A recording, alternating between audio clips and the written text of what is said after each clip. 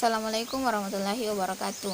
Saya Andi Dewi Kumalasari dengan NIM 110000120061 semester 6 kelas HSB.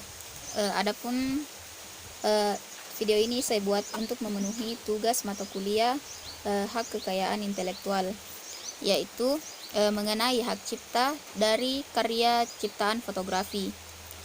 Fotografi di zaman sekarang sudah berkembang semakin pesat seiring meningkatnya kemajuan dalam kehidupan masyarakat.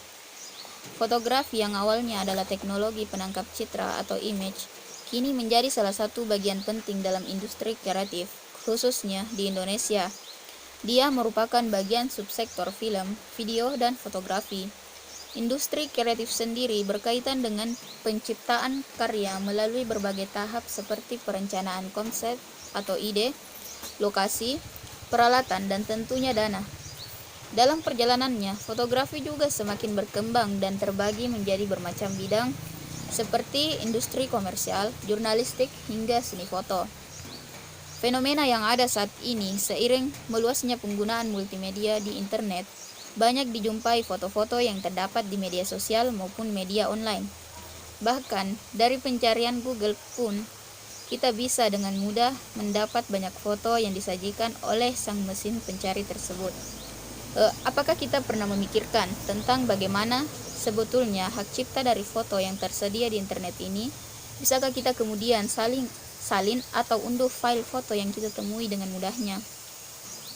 Ada baiknya sebagai seorang pengguna internet atau yang menekuni bidang fotografi, kita kenalan lebih jauh tentang hak cipta yang kerap dibahas saat membuat sebuah karya foto. Hak cipta atau copyright menurut Pasal 1 Ayat 1 Undang-Undang Nomor 28 Tahun 2014 tentang hak cipta menyatakan hak cipta adalah hak eksklusif bagi pencipta atau penerima hak untuk mengumumkan atau memperbanyak ciptaan atau memberikan izin untuk itu dengan tidak mengurangi pembatasan-pembatasan menurut peraturan perundang-undangan yang berlaku.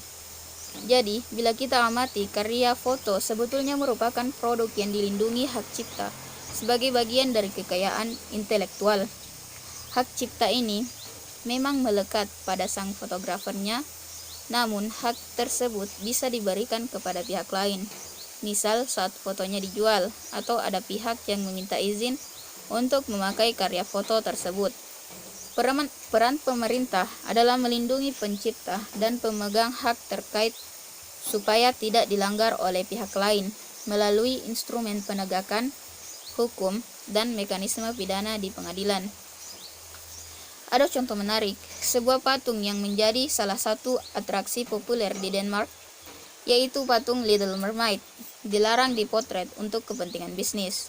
Keluarga pematung, Edvard Eriksson, pembuatnya, dikenal sangat protektif dan sangat agresif dalam menangani hal-hal yang berkaitan dengan hak cipta patung tersebut. Dari cerita tersebut bisa diambil pesan bahwa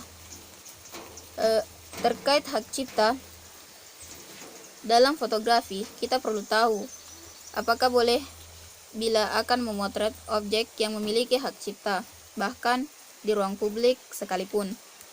Misalnya terkait dengan karya arsitektur, seperti bangunan, gedung atau benda lain yang serupa dengannya, yang dapat diklarifikasi sebagai karya arsitektur yang dilindungi oleh undang-undang.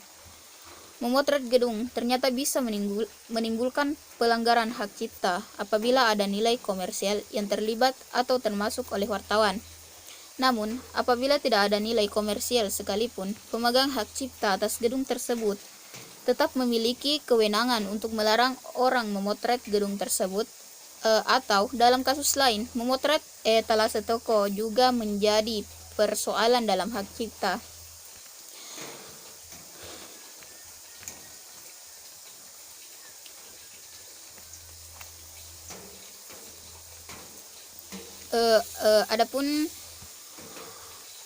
Adapun untuk mengurusnya ada beberapa tahapan dan biaya yang dibutuhkan,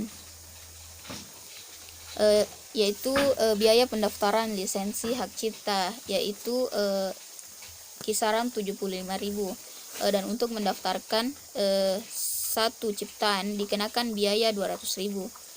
pihak Ditjen HKI juga telah menyiapkan layanan aduan apabila ada fotografer yang ingin menuntut pihak yang menggunakan karya fotonya tanpa izin.